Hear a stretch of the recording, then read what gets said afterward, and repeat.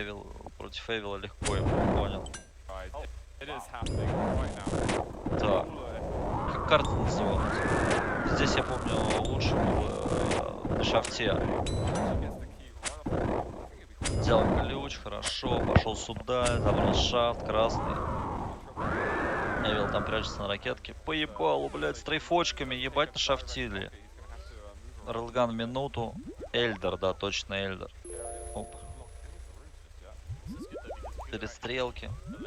Ракету не дает, а этот шафт не дает. Хотя Эвил уже забрал шафт.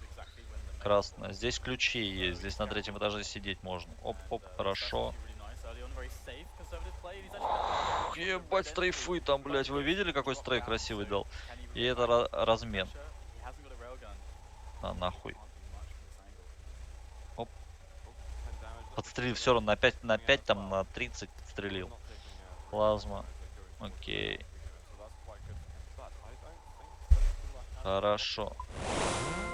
Все, рейлган открылся. В минуту или в 2, я помню, то, что рейлган открывается. Красный опять отдавать. 102 RC. Что за RC, блять? Здесь ключи есть. У кулера, походу... А нет рейлгана, он до сих пор шафтом.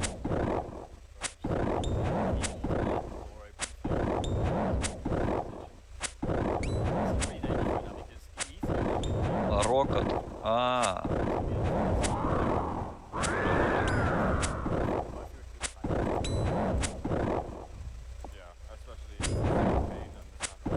Хорошо, Эвил отжал контроль, шафт забрал, все есть. 150 шафта, погнали дальше. Чуть поджег.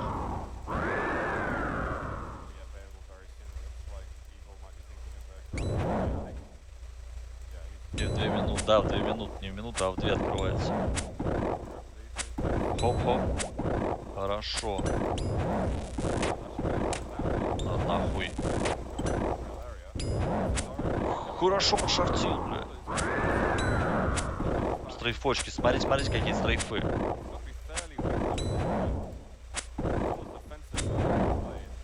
Блять, и все равно сунул рука. Жесть, какая наглость. Куда, блять, куда? Сейчас надо дожимать. Дожимать, блядь. Старикана. Хоп-хоп. Ловит. Охотник. Хоп. 0-0, 3 минуты. Что дальше будет?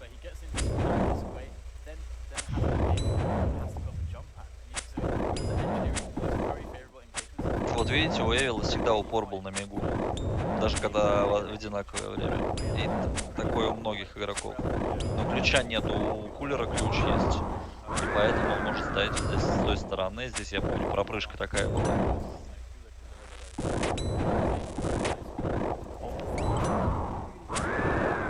Так, хоп. Отжал. Молодец. У кулера рейлган появился, он там наел уже 150 армора. Оставляет арморчик, чтобы когда перестрелка началась, при перестрелке, потом там размен будет, и он заберет спокойно армор. Блять, хитро выебанный, но. Сергей, Ивил Орех. Эвил, кстати, в тот раз спонсировал Джибу, кто не в курсе. Отправлял его на купоны. Хоп, хорошо, забрал. Смотрим дальше, что будет делать.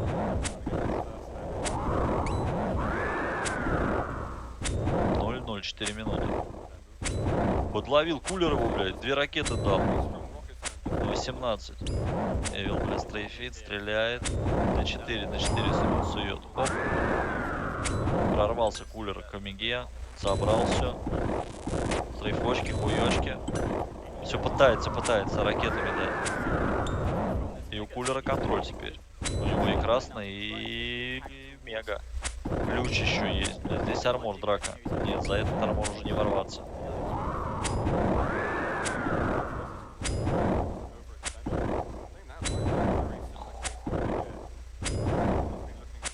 Да нахуй. Смотрите, сколько он на стрейфах попадал, Эвил. Еще рейлган, ёпты.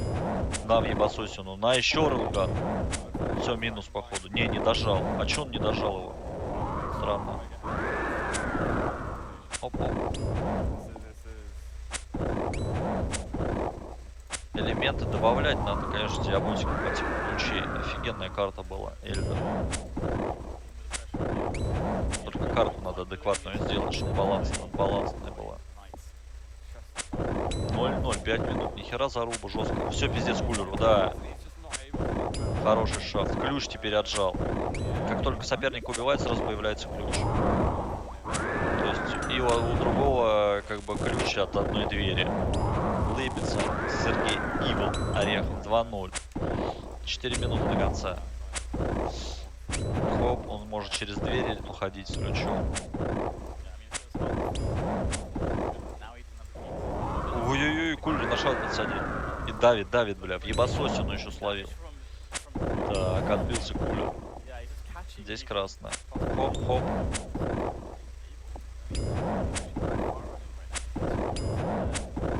Главное не свалиться сюда. Отлично, гуляем. Сейчас мега появляется. И здесь, блядь, опять помчали. 2-0. Теперь можно убегайло делать. Так, раз. Полный контроль карты. Сейчас красная. Сейчас надо кулеру руки джамп делать, чтобы забрать красный армор. Релган он забрал. А красную же не пройти. Оп, оп, оп. Красиво. 2-0. Вот как за 3 минуты камбэкнуть, если у тебя нет ключа? Надо сразу делать... Ой, еще попадает на 80. Еще 80. Жестко, блядь. И все, блядь, пошел давить. Сотка. Гениально, ёпт. Промахнулся дефолт. И этот, блядь, плавится, нахуй. 4-0.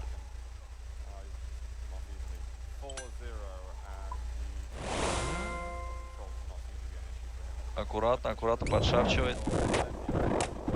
90, еще. Все, пиздец. Забил просто ракетами. 5-0. Просто пешком. Просто пешком. Вот про это, кто не понял, я говорил, пешеход. Он просто пешком, видите, ходит. Здесь попрыгал и дальше пешком. Оп, оп. Еще карта такая, где надо попрыгать, а на других он вообще будет просто пешкарусом ходить.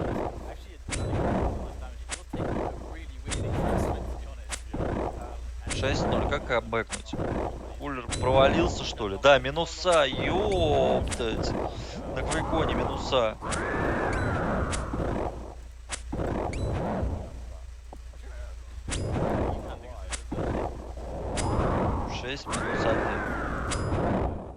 И где-то сейчас в этом, как его, в чате тип, который писал, кулеру всегда было легко играть против Эвила.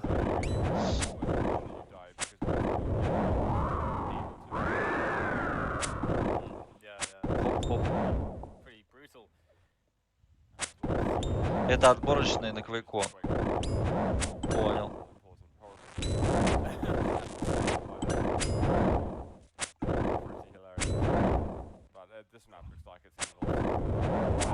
Да нахуй. Попал еще в глаз.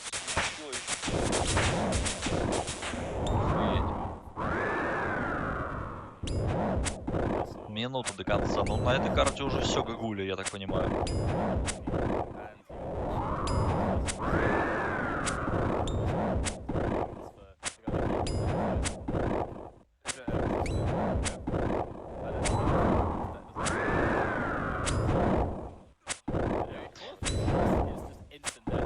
В этом пиксель попал, да. Ну, Trailblazer говорит, я не удивлен. Со стороны ничего такого в стрейфочках нету. Понял тебя, Trailblazer. Impressive. На нахуй. 10 минус 1. Добивает еще труп. Охуеть.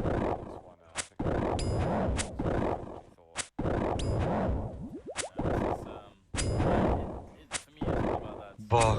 Размен еще банкой попал в глаз. 11 из минусов выпустил его. Ошибка. И ключ от всех дверей забрал.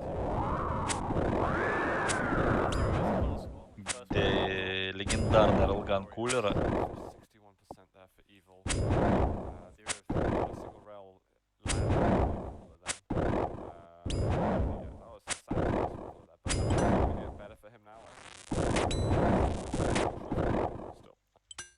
Чё там на второй карте? ДМ-13, ебать, я ее не видел. ДМ-13. Карта ДМ-13, жестко. На красном. Кулер. Тот на ракете. Хорошо. Плазму забрал. Так, кулер в западне. Сейчас надо ракету брать. Тот прорывается на шафт. Забрал армор. Шафт. Битва за...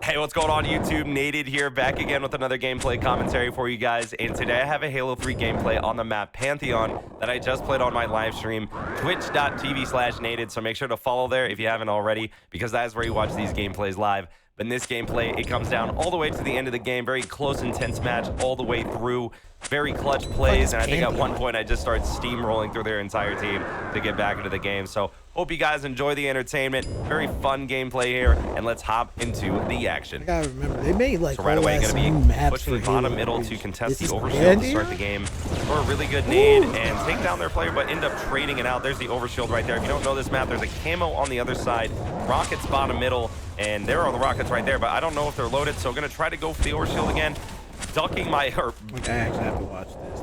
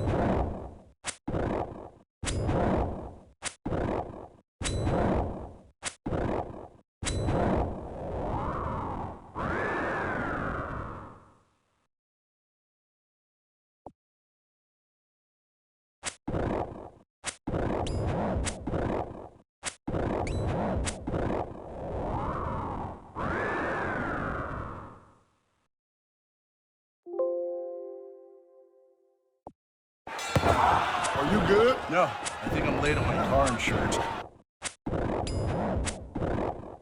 Good thing the General gives you a break when you need it. A flexible payment option to keep you covered. Just tag us in. Like right now? Oh, I was talking about insurance. For a great low rate, go with the General.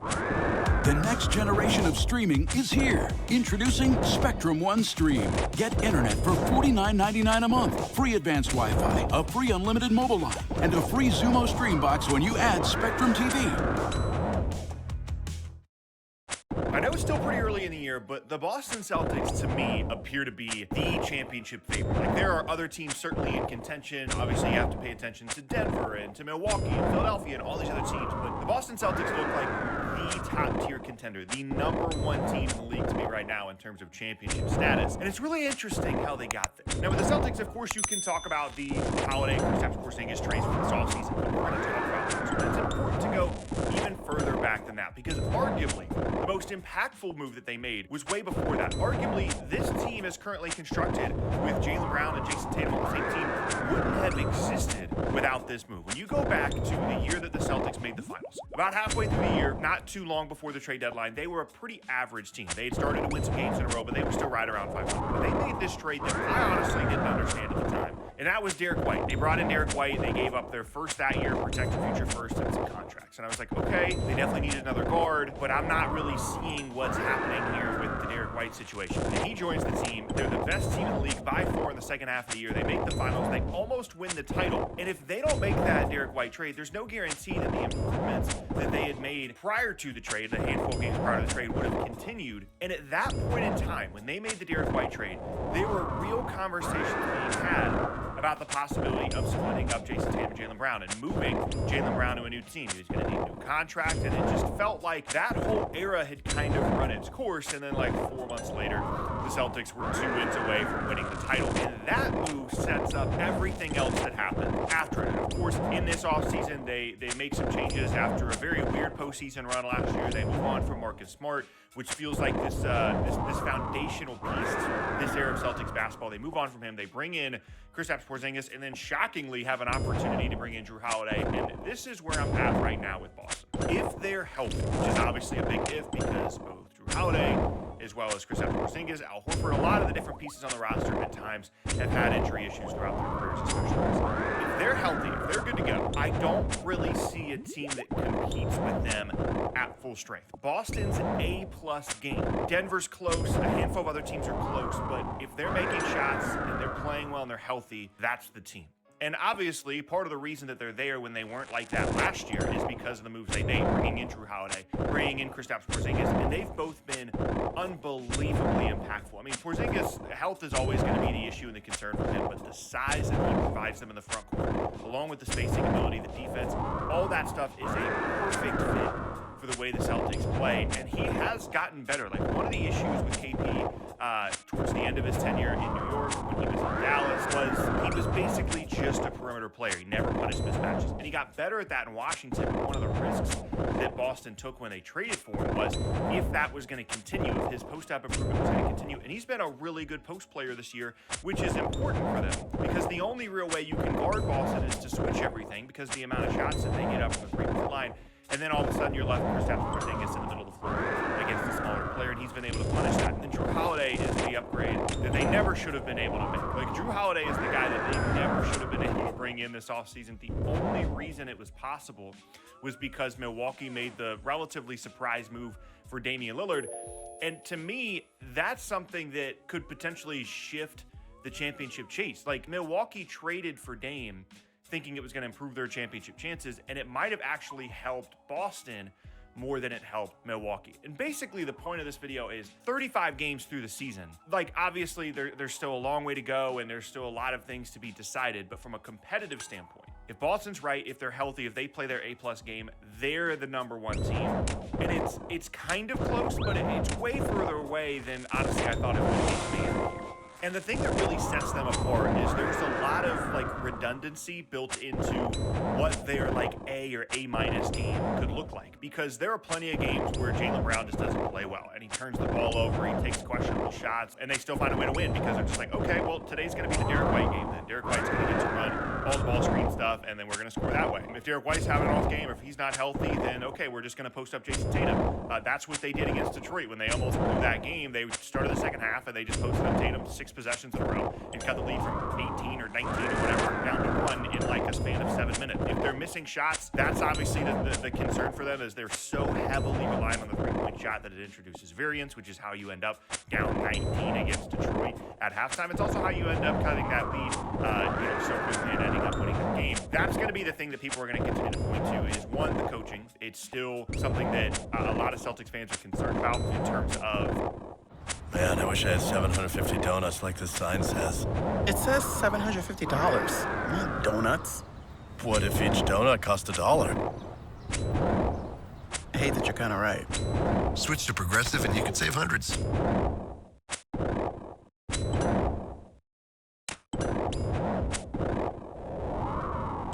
It's almost like magic. Physics. They're as easy as saying, let's go camping. Kizik, take me to the spa. Hey, Steph. You ready? No, this doesn't work. Honeymoon spot? Kizik, the easiest shoe you'll ever put on. What a stupid commercial. We got over 100,000 five-star reviews talking about how convenient and comfortable they are. Dude, you sound like an...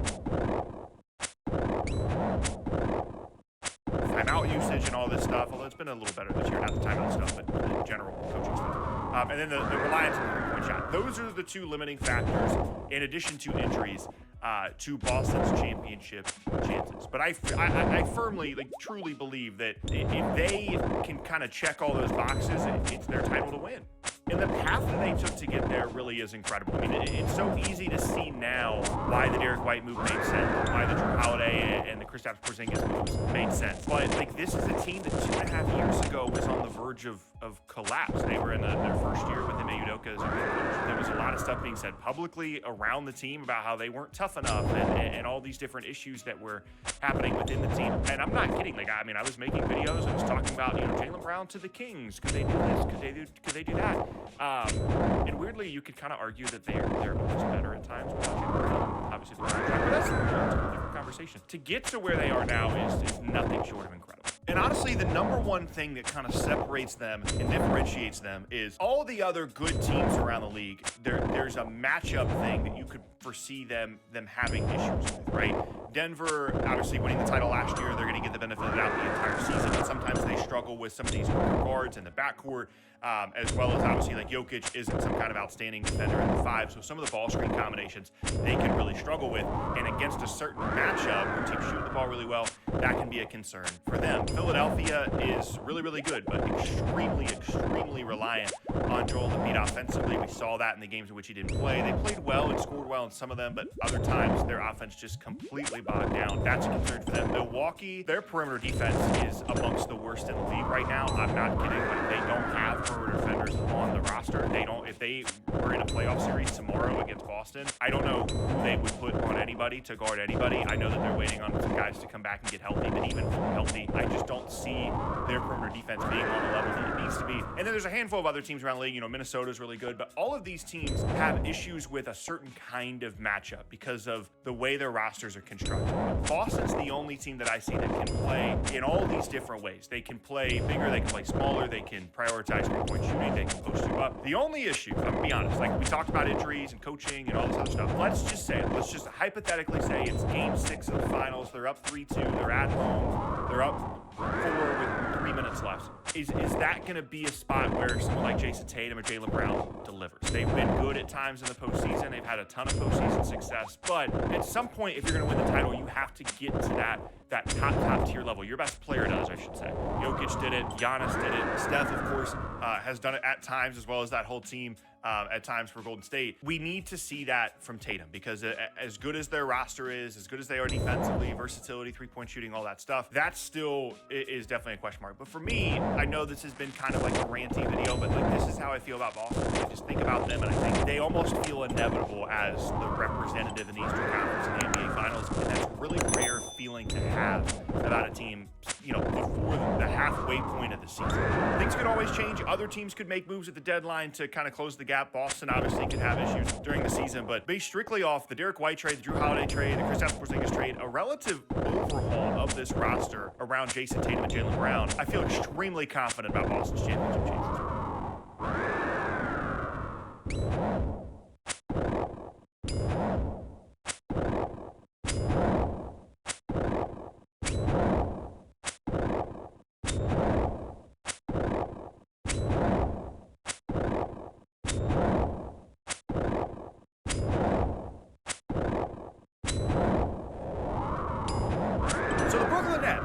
For whatever reason, that's my basketball team. Has been since I was a kid. I don't know why I made that decision. I wish someone would have stopped me. I mean, I could probably talk about them for 40 minutes. We're not going to do that today. Maybe another day. The Nets are in a really, really bad spot. After a decent start to the year that started to give people like myself some hope, you could certainly argue that they have completely lost any sense of direction that they might have had before the season. About 10 games, 12 games ago, the Nets went on this big West Coast road trip. They went to Phoenix and they beat the Suns. And it was this really cool moment because they beat Kevin Durant and it was just this team win where Phoenix was the better team, but they were still able to win on the road in Phoenix. Since that game, not saying this lightly, the Nets have been arguably the worst team in the league that isn't the Detroit Pistons. Like, there are other teams around the league that are bad. Charlotte's really bad. Spurs have not been very good. The Nets lost to the Wizards not that long ago. They're like 2-10 in their last 12 games. They just got destroyed by the Pelicans. And even worse than that, this appears to be a team without a true direction. Beginning of the season, it was Mikal Bridges and Cam Thomas, and they weren't guarding particularly well, but they were able to put together a really, really good offensive group because they were shooting the ball really well. There was a ton of spacing. Everybody was sharing the ball, and that is just completely collapsed. It's been a very weird situation, and now you have to start wondering what the rest of the season is going to look like for Brooklyn. I honestly think that we are now at the point where they're going to have to start seriously considering breaking down this team. The reason that they haven't done it yet or didn't do it going into the season is, one, they probably thought they could be a 40 to 45 win team potentially, and two, they don't have their own draft pick this year. So they have other teams' picks. They have Phoenix, they have Philadelphia future pick, they have a Dallas future pick or two, but they don't have their own. Houston has their pick this year, and that always is going to make a team hesitant to break things down. But this is a team that has a lot of pieces that other teams around the league would want. Like, there are plenty of teams, Milwaukee, Philadelphia, the LA teams, Miami, there are plenty of teams around the league that would be excited if Brooklyn did decide to kind of rebuild things and break their team down, because they've got a ton of different wings that they could trade. They've got some bigs that could be interesting for a variety of different teams, and I think we're quickly approaching the point at which Brooklyn is going to be at least faced with that decision. I don't know if they're going to make that decision, because to actively make your team worse in a year in which you don't have your own draft pick, not ideal, but some of these guys like Nick Claxton need a new contract. Maurice O'Neal, Dorian Finney-Smith, these guys are probably at the peak of their value, and so even with the situation with the draft pick, it might still make sense to trade these guys. And it sucks that they are where they are, right? Like, the future is still decent. They've still got, someone like Cam Thomas, despite the fact that they don't play him that much anymore. They do still have plenty of future picks, but definitely very, very close to being in seller mode in Brooklyn. And I really think that the core foundational question for this team that needs to be answered is, who are the pieces that you're moving forward with? Because prior to this recent, downturn for them, like when they beat Phoenix, there were conversations about, do they need to add, a star? Do they need to maybe go out and get Donovan Mitchell with these future picks that they have, because they have all these wings that could potentially play well alongside a star? They were at least semi-involved potentially in some Damian Lillard conversations this past offseason, so there was a structure there that makes sense for them to potentially add. But if they're not going to do that and they're going to start breaking things down, you have to identify who you're keeping. You can't just trade away everybody. You have to keep in mind, hey, these are the players that are going to stay on the roster. And I asked that question to you. Who are the keepers on the team? A lot of people really like Cam Thomas, and he was awesome to begin the season, but clearly there's something happening with the coaching staff. A lot of Nets fans hate the coaching staff.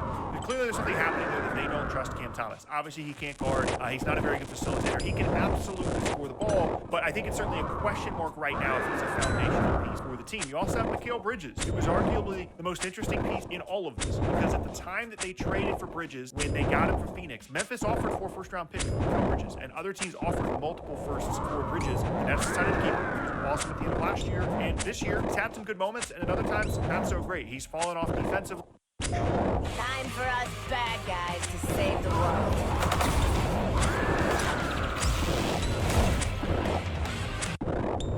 Not a super super efficient scorer. Obviously, it's not an ideal circumstance for him, but you have to start thinking about, is he a foundational piece, or is he someone you could look to potentially move? Because he's not as young as you would think that he is. He's a little closer to 30 than you would think that he would be. And even though he's on this fantastic contract that I think is one of the main reasons why he has so much value, because he is so cheap relative to the other players around the league that are kind of on his level in terms of being a two-way player, and that's really valuable to these contending teams that already have expensive rosters. I wouldn't be surprised if they start to look at trading away Mikal Bridges as a real possibility. And if, let's say, they don't view Cam Thomas on that level of foundational player, and they're seriously considering trading away Mikal Bridges, who's left on the team that you view as a foundational piece? Nick Claxton, Day'Ron Sharpe, Ben Simmons? No. So that's kind of my point here. The Nets don't have their pick. They don't appear to have players that they feel are foundational to the future of their franchise, apart from potentially Bridges and Thomas. And they have all of these other pieces that are very clearly valuable to other teams that they can get stuff for. And in any other situation,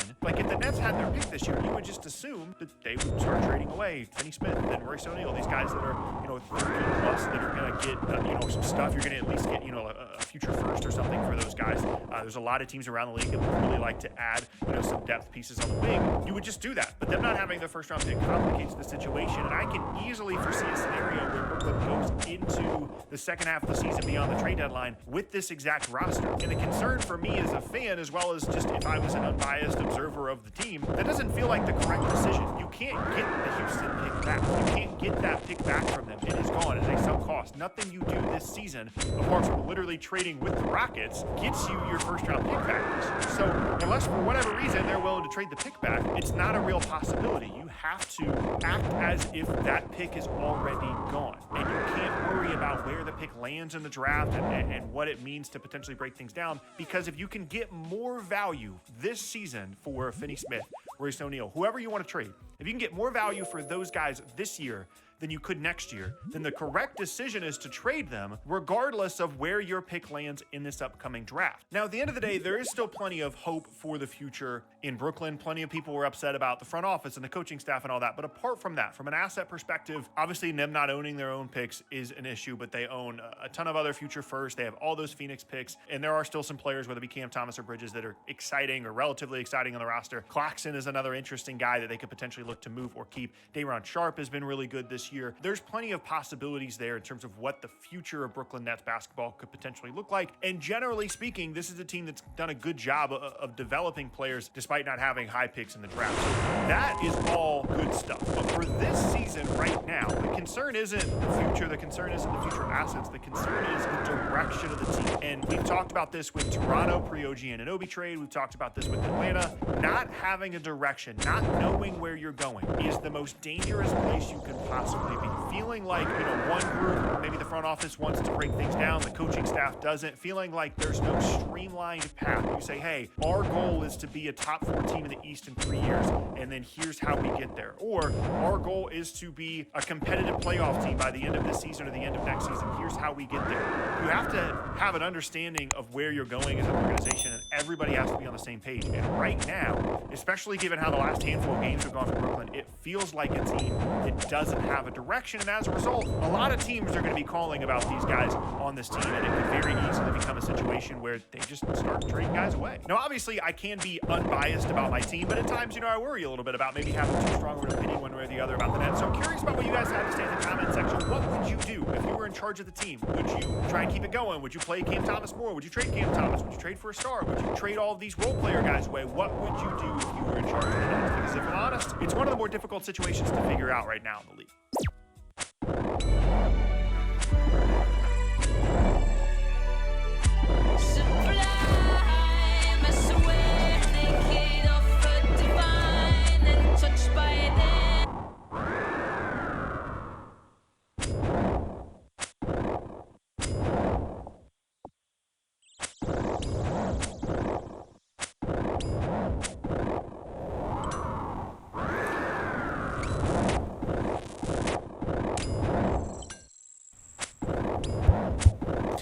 Greetings, everybody.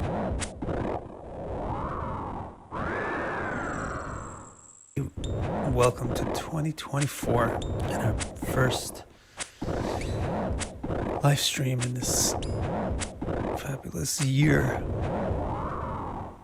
So today we're gonna pick up right where we left off, which is 16th chapter, Paladipika, which is a chapter about how to interpret the lords of the houses.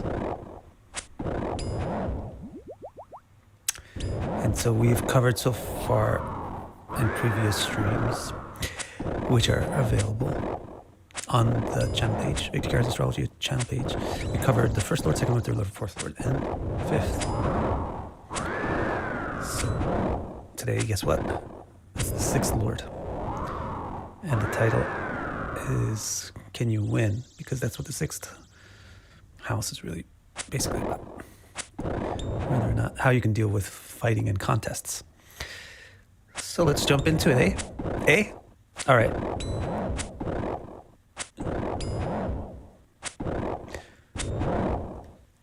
So we probably want to be able to see what's on the screen.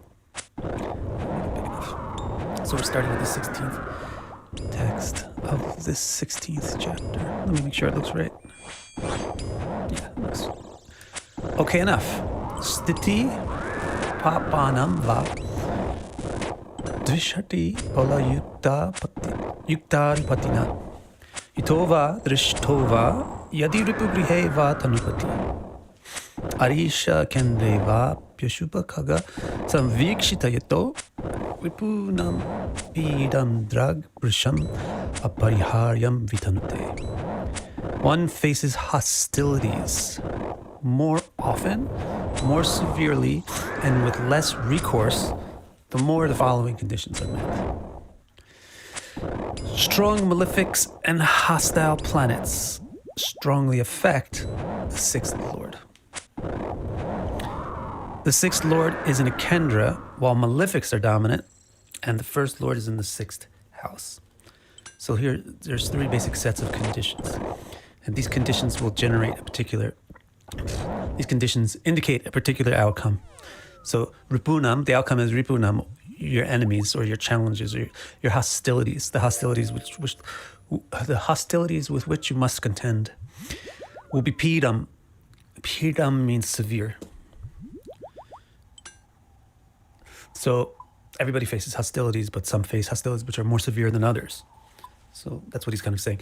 And he'll judge the extent of the severity of your hostilities by the extent to which the following statements are true about your chart. Ripunam pidam drag. Drag means quick. So it means like sudden or unforeseen. That's the problem with hostility. If you can predict that it's coming, it's not as bad because you prepare for it, or at least you're not off balance. If you're on balance, then you can absorb the damage better, but if you're off balance, then the damage just wrecks you. So that's what the word drag is all about. It means how suddenly the problem springs upon you out of nowhere. The worst hostilities in life come from the more sudden, out of the blue things. So Piram means how severe, and Drak means how sudden, and Prisham means how enthusiastic. Or in the case of enemies, instead of enthusiastic, we should use the word vehement. How vehement, how full of poison, how venomous is the attack. Like, everybody deals with attacks, but some of us only get attacked by mosquitoes, others get attacked by killers, murderers. So that's what he's saying. On the spectrum, how venomous are the ripu, how virulent is the hostility against you. The more that these descriptions match what your chart looks like, the more vehement the hostility.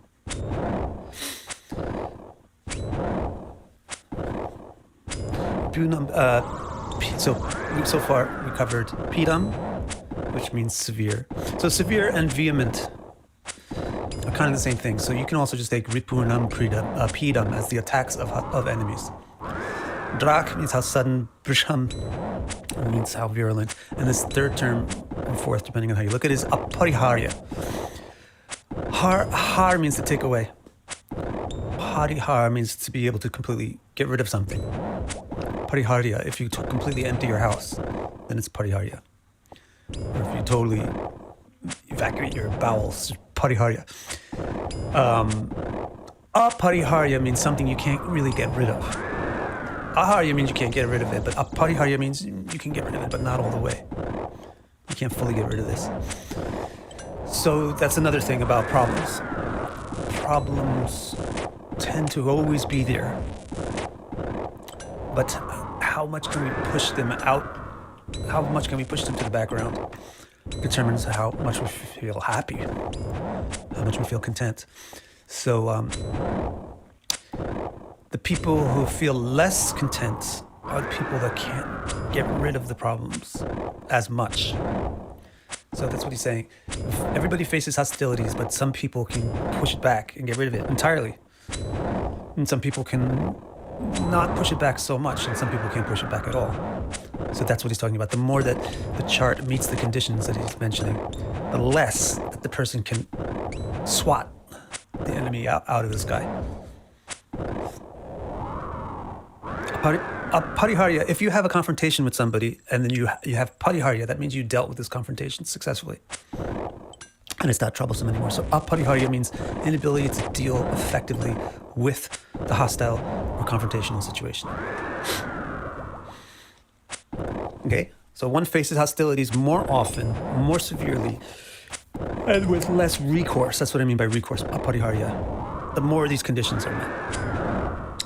Okay, let's see what the conditions are. Now you know what the interpretation is going to be. So now, knowing what the interpretation is going to be, make some good sense out of what the conditions for the interpretation are. Basically, his paradigm is the sixth lord represents... I hope I get this right. Let me see. Let's see if he's consistent about this.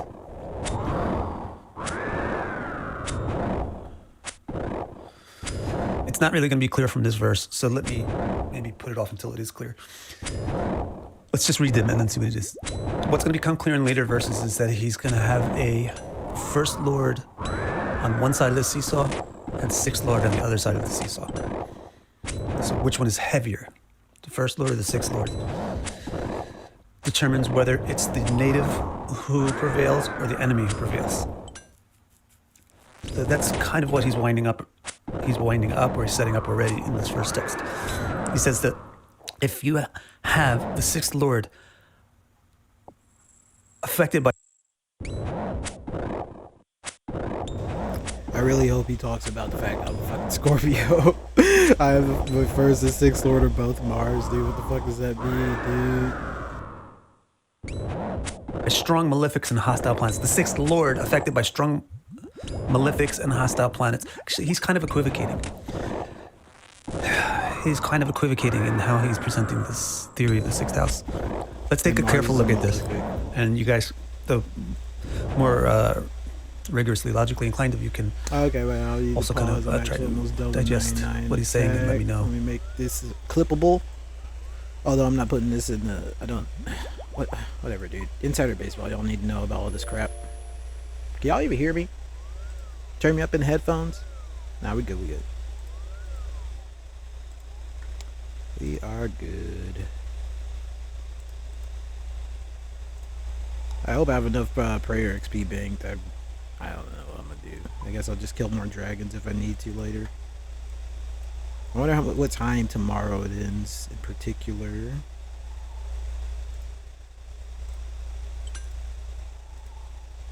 Yeah, I'm about to hit 99 attack and then do 99 HP after that. And then, I don't know, hopefully defense doesn't take that long. It's probably worth to finish doing defense too.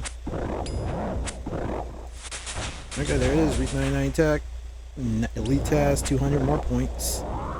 Let's get it, as the kids say.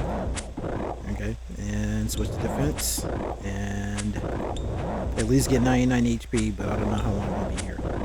We'll see. Okay, now I'm going back to listen to stronger stuff. How you would process this, whether or not it seems to you that he's equivocating.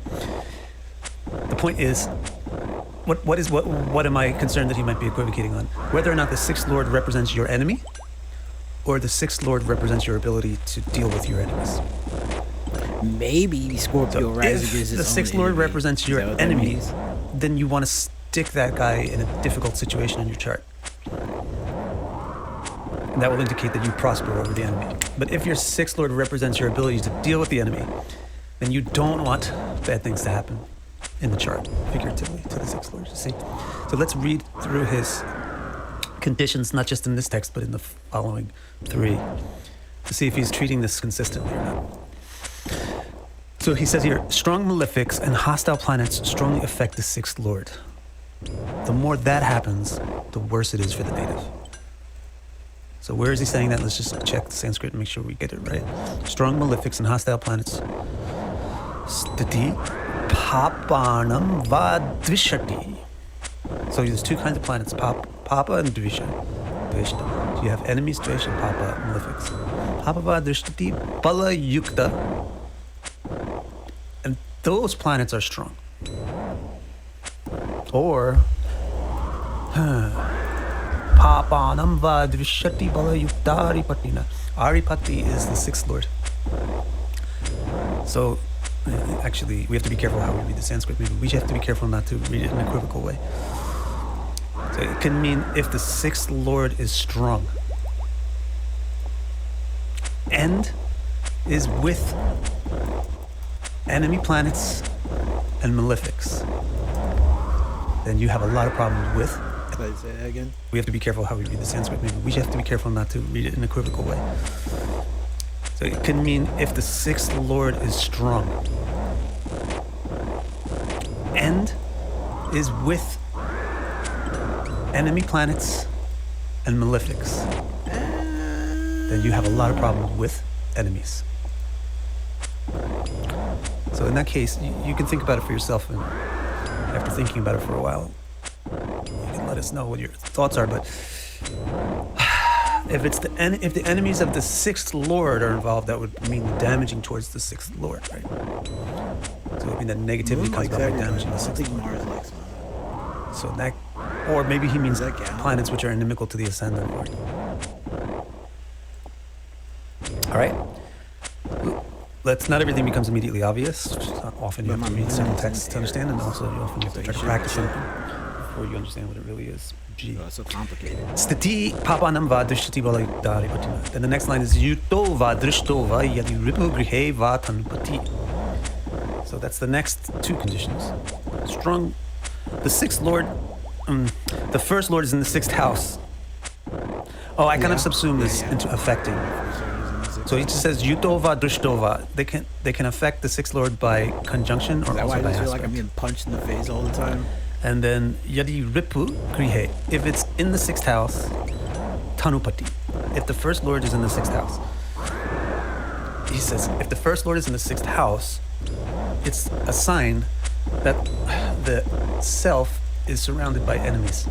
That's the interpretation which will be given will be you face with hostility more often, more severely, etc. if the following conditions are met. First lord is in the 6th house. First lord is in the 6th house, while the 6th lord is balayukta, strong. And with the influence of malefics to it. And enemies to it. Hard-ass aspect, like 100% aspect. So while the 6th lord is balayukta, strong. My first lord is my 6th lord. And with the influence of malefics to it. And enemies to it. Okay, so it's not so bad. Making it very contentious and inimical. And the third thing he says is Arisha, the 6th lord, Kendre, is in a Kendra, is in an angular house, 1, 4, 7, or 10. The lord of the 6th is in an angular house. And Ashubha Kaga, some Vikshita Yudo, and if it's influenced by inauspicious planets. So that means the malefics or enemies. So he kind of didn't really need to say this, but sometimes you fill out the meter of the poetry. You notice it has a meter. Stiti papanam va dishati balayuktari patina itova drishtova yadirutu griheva tanupati. You're trying to fill out this meter so that the thing becomes memorizable. You need 4 lines. So he didn't really need to say this again because he already said if the 6th lord is strong and influenced by negative planets. So now he's adding something. It's also in the Kendra, which means it's also prominent. Okay, so those are the conditions. That makes sense. One faces hostilities more often, more severely, and with less recourse. The more strong malefics and hostile planets strongly affect the 6th lord. The 6th Lord is in a Kendra while Malefics are dominant, and the 1st Lord is in the 6th house. Can you think of a chart which would be relevant to look at in relation to this? Scorpio. Meanwhile, let me check and see what's... Scorpio. Stephanie's saying, could this make a great warrior as well? Yeah, but you have to find something else. You have to find something. Because look, what are the ingredients in a warrior? Does a warrior fit this description? One faces hostilities more often, more severely, and with less recourse. Yes, a warrior fits that description because they're regularly involved in conflict and strife and struggle and fight and combat.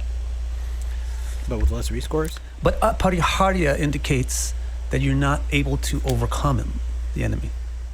Whereas if a warrior really can't overcome the enemy, they die. So besides these basic facts, you have to find other things which are indicating strength in the 1st Lord, strength in the native, that would counteract this aspect of them being overcome by the enemies. Again, remember I asked you, can you think of a chart that might be useful to serve as an example or an illustration for this principle? And in that chart, this will also address that issue. That's definitely brought up. Let me grab that chart for you.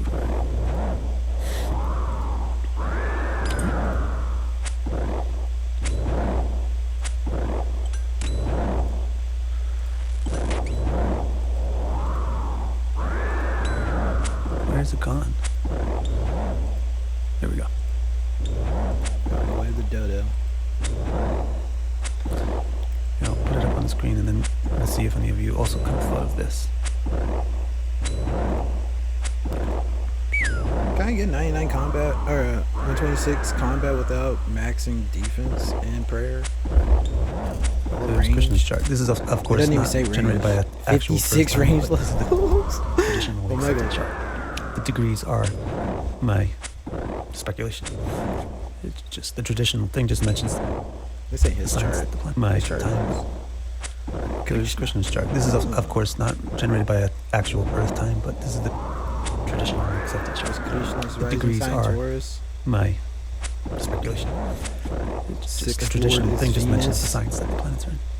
All right, so here in this chart you see same as me. The 1st Lord is in the 6th house. 1st and 6th Lord are the same. So that, just like a lawyer, let's go back and just show the document that match this principle here. The 1st Lord is in the 6th house. Right.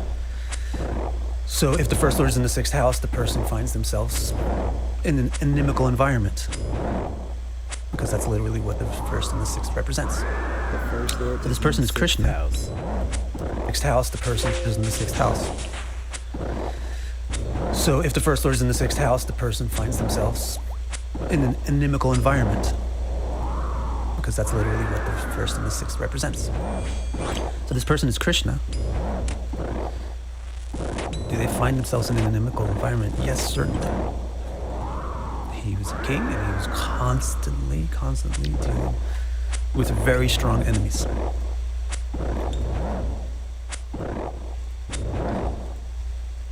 But was he apariharya? Was he overwhelmed by those enemies? Not really. Slightly.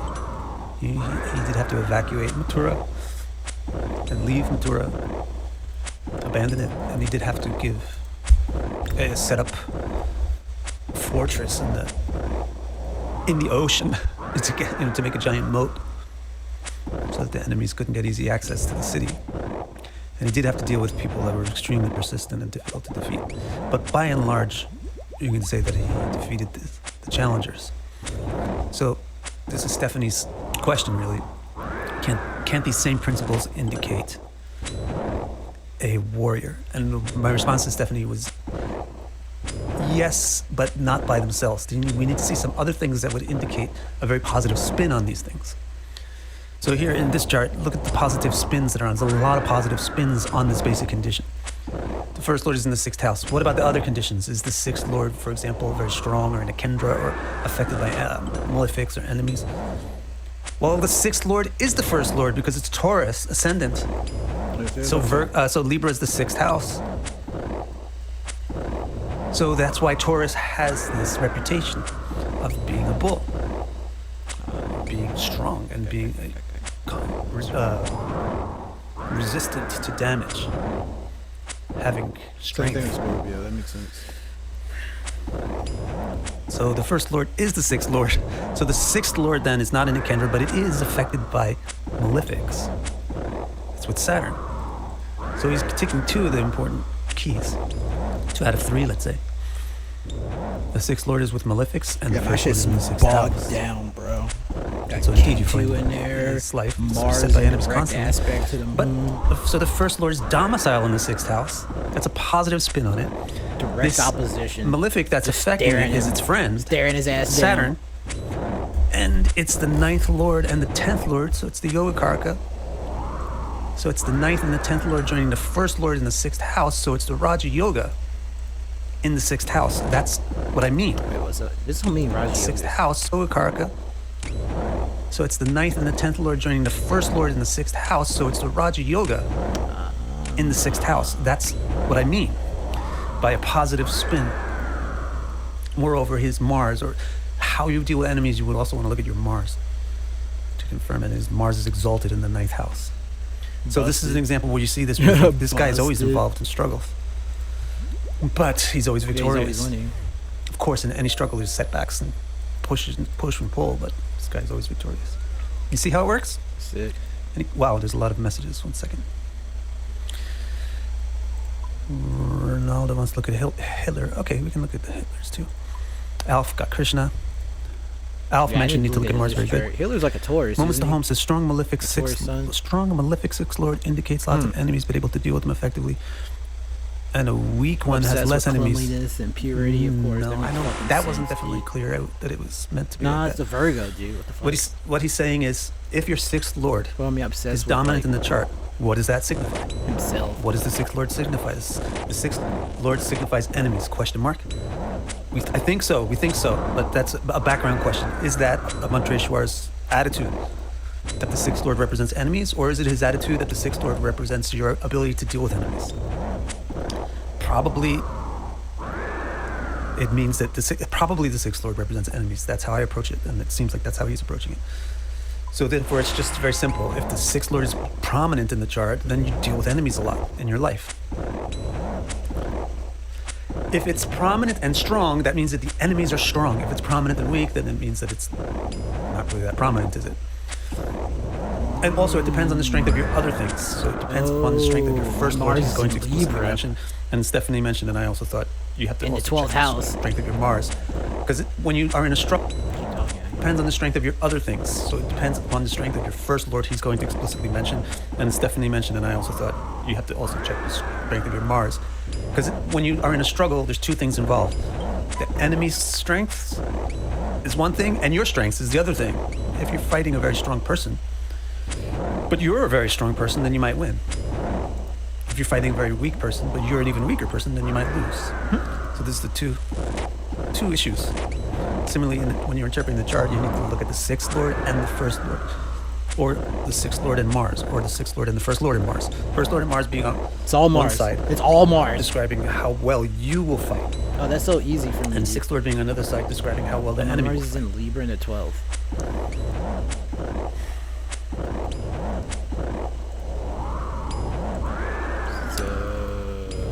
Andrea says, I have sixth lord in debilitation. Is that why I've never been in a fight? I win my battles. Never had to. Everybody's I have always sixth fucking lord in debilitation. loved me. Niche Pungrad. Everywhere I've gone, everyone's in the loved me. first and wrong in the sixth.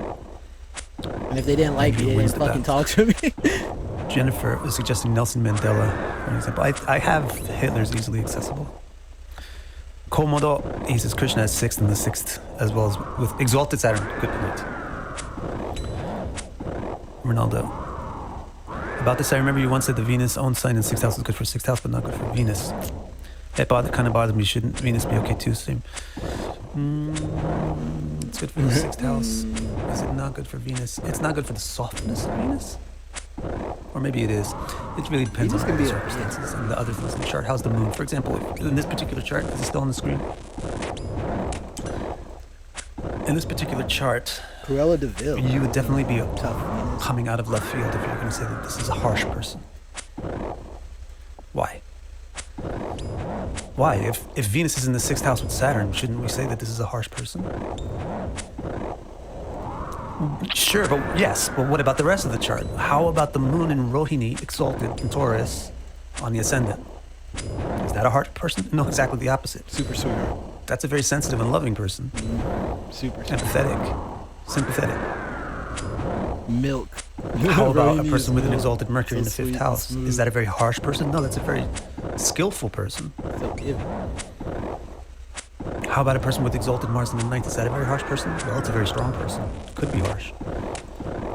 How about Jupiter in Pisces in the 11th? That's a super sweet sophisticated person. So you have to take everything in balance. And that's why it's difficult to learn astrology in reverse. People love to learn astrology in the reverse because they have zero patience. You microwave culture. And you just want to jump into interpreting charts because that's fun. But you can learn all kinds of crap. Because you'll take an example of somebody like Krishna and you'll say, oh, people with exalted Mars must be really beautiful because Krishna is really beautiful and he has an exalted Mars. So that's the problem, that's the danger of learning by reverse engineering.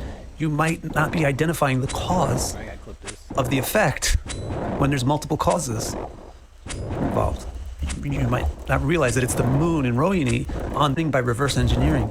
You might not be identifying the cause of the effect when there's multiple causes involved. You might not realize that it's the moon in Rohini on thing by reverse engineering. But you can learn all kinds of crap. You microwave culture. And that's why it's difficult to learn astrology. And Venus being dumb. And there's multiple causes involved. You might not realize that it's the moon in Rohini on the ascendant. I don't even need to protect melee. That's the main indicator of the beauty, and it's followed up by Mercury being exalted and Venus being domicile. So that's a problem. Just because Krishna is played and celebrated leagues, you all did not amazing. harsh. Doesn't mean that having Venus in Libra in the 6th house isn't harsh. I'm not done, dog. I got shit to do still. So that's why the best way to learn started like anything, a week ago. including astrology, is from theory. I'm going to stand up in front of the whole world and say that again. The best way to learn astrology or anything is from theory, not from practice. What are you going to practice if you don't have theory? Facts. You can't learn from practice when you don't know what to practice. Niggas just go So the in there first and thing to lose do 500 is to games learn in a the row, like, theory oh, I'm getting and bad. then It's like, you have no idea practice what the it. fuck you're doing, dude. People don't even know what the fuck understanding Tatsu the is theory by for. practicing. How the fuck are you playing Everybody Street Fighter? just You wants don't to know what jump right into Tatsus are for. Practicing things. Sorry. That shit pisses me off, dude. Oh my god, dude. And you're arguing about shit in a Facebook group about Street Fighter. You don't know what the fuck a Tatsu is for? Okay. Isn't harsh. So that's why the best way to learn anything, including astrology, is from theory. I'm going to stand up in front of the whole world and say that again. That's the crazy, best way dude. to learn astrology or anything Niggas is from on the theory, not Facebook from group practice. talking shit. Doesn't know what the fuck What are you game going is. to practice if you don't have theory? You can't learn from practice when you don't know what to practice. So the first thing to do is to learn the theory and then practice it. Off, dude. How do you not know what a Refine your Tatsu understanding is of for? theory by practicing it. But everybody just wants to jump right into practicing. Nigga picked up the game and started playing like why fucking people are wild. Karen That's why or some astrology is in a shit. wild Dude. state Like, of why are you disarray. play Ryu, you retard? What are you doing? Nobody wants to learn. Okay, we have To be more fair, it is text video. to look at. Let me see if there's other interesting But still, comments. there's a reason why people quit that shit. 'Cause you don't know what the fuck This you're is another doing. interesting comment. Get your ass whooped. Oh wait, Alf says, why do Venus ruled ascendants do well in the Complain about fireball spam. Fucking grown ass men Venus complaining ruled about ascendants. fireball spam. Like, dude, you have If no idea Libra what you're rises, doing the or 6th house talking is about. Pisces. Isn't it? It's literally the same thing as getting spammed with a So if jab. Libra rises and the first lord is in the 6th house, it'll be exalted. If Taurus rises, then the 6th house is Libra. So if It's Taurus easier rises, to then get the through first lord is in the fireballs 6th than house, fucking it'll be jab spam, dude. Hence, you can make the statement that Alf made. Venus Like rules jabs are ascendants. fucking plus and on do well in block, the 6th house. inherent tick throw risks in current, So, dude. what does that mean about Venus? Ugh. And what does it mean about femininity? I'm not even listening. Is it something that's easy to defeat, or is Talk it something about that's Scorpios, resilient? dude. What is the quality of Venus mythologically speaking? My mouse died.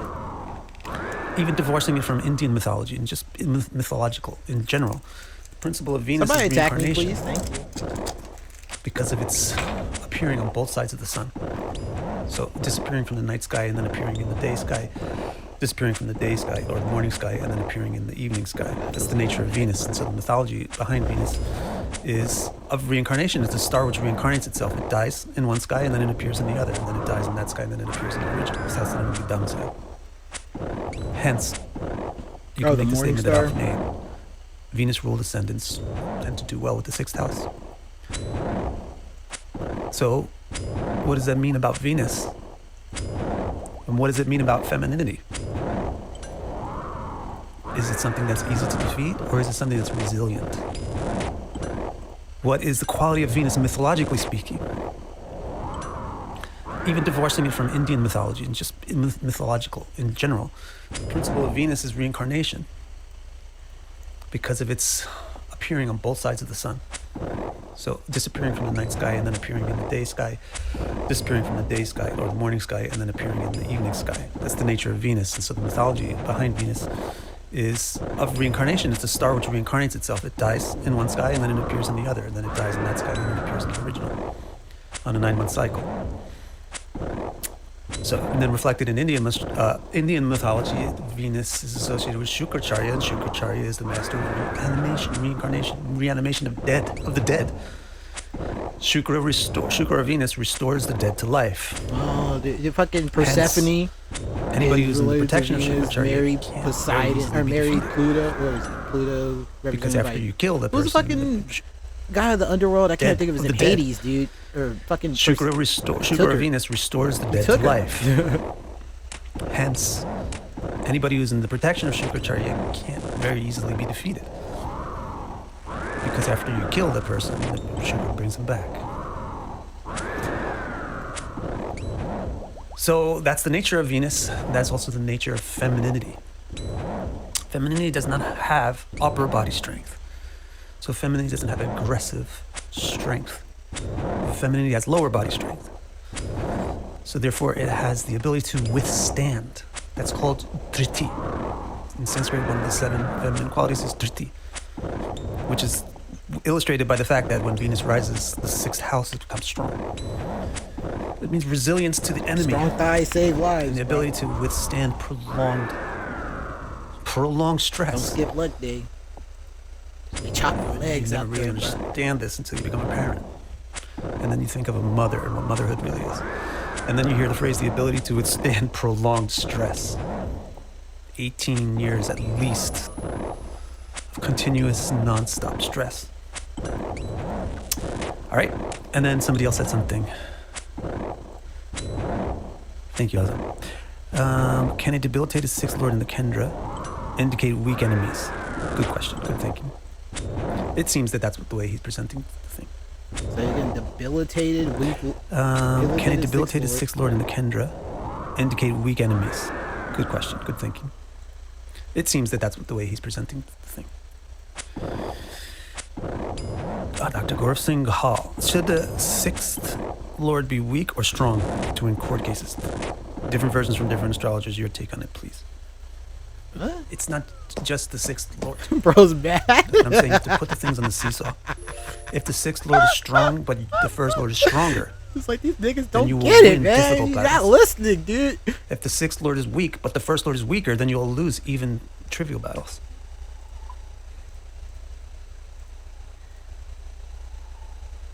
Moon All right. 6th. I love this shit, dude. I love this guy. Komodo Polycryptoblog also says, wasn't Venus associated with the Ram with an axe avatar, Parashuram? That would explain it. So that's also interesting, is that Parashara describes the planets by referring to kill some shit to Vishnu get adamant dragons or something to get some wrath. And so the way that he describes Venus is Parshuram. Maybe that shouldn't be so bad. Parshuram killed the Kshatriyas, the entire Kshatriya race, which is not really a race, but like a class. The entire, which is the warrior class. He killed the warriors. But that's so interesting, isn't it? Venus kills the warriors. All right, so let's continue. Let's just reread this first one, and then proceed. Well, it's only an hour recording so to far. the next. Stiti papanam va drishati palayukta ripatina. Ito va drishto va yadi ripugrihe va tanupati aisha kendre va pyushupa kaga samvikshita yuto. Punam pidam drak brsham apariharyam vitanute. Vitanute means to expand, or like billow out. One faces hostilities more often, more severely, and with less recourse. The more strong malefics and hostile planets strongly affect the sixth lord. B, the sixth lord is in a Kendra, while malefics are dominant. C, the first lord is in the sixth house. That's the review of what we covered so far. Next. Shashteshvarad ati balin yudayadhinate. We're halfway through the 99. Somya grahangsha sahite shubhadrashta yukte. And it's 2 mil an hour, so this is not right. So Keshware pi sabale yadi kendra kon. Should be around like 1.6 mil an hour Keshware because I'm picking stuff up in bank. pi sabale yadi kendra kone. Ah, yeah, this one is a weird one. So Keshware pi sabale yadi kendra kone shvarogya magya sahito dridagatra yukta. A person is healthy, dominant, enterprising, and physically strong, the more ... So look at what he's doing with the sixth house. This is actually what he told you to do, and probably the most important text in the whole book. I think it was chapter 15, text 1, or maybe in 13:1. He made a statement that every single house can produce a good or a bad result of whatever it represents. And that is probably the most important statement in the whole book. So you have to realize that a house like the sixth house, by the virtue of the fact that it represents disease, it also represents health. Counterpointuitively, but the second house represents health, and because of the fact that it represents health, it represents illness. The 11th house represents wealth. Because it represents wealth, it can represent it deals with poverty. This is just a logical point. Yeah. That the opposite poles of a thing are tied together in the thing. And what affects one side affects the other. So in the first text, he's talking about the sixth house represents enemies, etc., problems. But now he's saying since it represents problems, it represents the good flip side of problems also. So certain things, if the sixth house is configured in certain ways, you'll have a person that has no problems. If you put all your problems in a bottle, and then you throw that bottle to the bottom of the ocean, then all your problems go away. Or if you make that bottle explode in your face, then all your problems bother you. So that one bottle that has all the problems in it can either represent you having no problems or having all problems. That's how the astrological symbolism works. Not just for houses, but for planets. Saturn represents poverty. That's why people who are wealthy have exalted Saturn. Saturn represents weakness. That's why people who are strong have good Saturns. It's instrumental in being strong. Saturn is instrumental in being strong. Not because it represents strength, because it represents weakness, and weakness is the opposite of strength. So here he's saying a person will be healthy. That's what will happen if the sixth house is good. You won't be sick or weak. You'll be healthy, dominant. Let's give you the words for this. Arogya means healthy. It means not sick. Magya. Magya means dominant, like Mag, the nakshatra. Means king-like. So if your sixth house is good, you are dominant. Dominant means you don't get pushed around. You can push back or you can push away. You can push them away or you can push them back or you can keep them in place. They don't push you. That's Magya, dominance. And then Sahita means adventurous, enterprising, enthusiastic, zealous, having ambition. And then Dridagatra means your body. So it's kind of redundant with health. We said arogya, but it's a different aspect of health. Dridagatra means you're strong in your body. So it means physical strength. So good effects coming from the sixth house are health, dominance, enterprise, and physical strength. What would be the conditions that would indicate good interpretations of the sixth house? He says the first lord should be stronger than the sixth lord. However strong the sixth lord is, the first lord should be stronger. How do you figure out how strong they are? He leaves that up to you. So maybe you can do it by Shadbala. Maybe you can do it by Shadbala and dominance. That's the way I would do it. Shadbala factored against dominance. But however you do it, just do it the same way for both planets. Shashteshvara means the sixth lord. Shashteshvarat means compared to the sixth lord. Ati Balini, having more strength. Uddaya Adhinate, the lord of the ascendant. If the lord of the ascendant has more strength than the sixth lord, then the person is healthy. It means they don't get overcome by sixth house things. They don't get overcome by illness. They're strong. They're dominant. They don't get overcome by enemies. They overcome enemies, etc. The first lord is stronger than the sixth lord, is in benefic signs and amsha. So the first lord itself has good circumstances. It's not just strong, but it also has fortune or luck or assistance. Fortune, luck, or assistance are the implications of benefic symbolisms in a chart. My goodness, this is such a good YouTube channel. This information is really, really good stuff. You can really, really understand astrology if you ingest this information. So like and subscribe and tell your grandma to subscribe also. My grandma's dead. It's in benefic signs and Amsha Somya Graham. Actually, I'm pretty sure grandma's like astrology is an abomination, right? So it also kind of implies it's with benefic planets. Yeah. Has benefic aspects. So in other words, if it's in benefic, if this first lord is strong and in helpful situation, my grandma also thought my name was Caleb when then that means that this God bless her soul. And then also he says the fourth yeah, lord. too many of us. There's too many of us. Has to be strong and in an angle or trine. That's interesting too. All y'all look alike too. His fourth house is also feminine. Why would the fourth house has to be strong to overcome the sixth? Think about that. This principle can also extend to the second house. But he's mentioning it specifically with the fourth by saying Sukyeshware. Sukyeshware means the lord of the fourth. So why is that, really? It means that your supporters are stronger or more prominent than your detractors. So where did this come from? Your fourth lord? Has to be strong to overcome Saturn and Pisces. Think about that. This principle can also extend to the second house. Jupiter is in Sagittarius. But he's mentioning it specifically with the fourth by saying Sukyeshware. Sukyeshware means the lord of the fourth. Niggas is big chillin'. So why is that, really? It means that your supporters are... It's in benefic signs and Amsha Somya Grahamsha Sahite. So it also kind of implies if it's with benefic planets. Has benefic aspects. So in other words, if it's in benefic, if this first lord is strong and in helpful circumstances, then that means that it won't be dominant. The individual Yeah. I think so. And then also he says the fourth lord.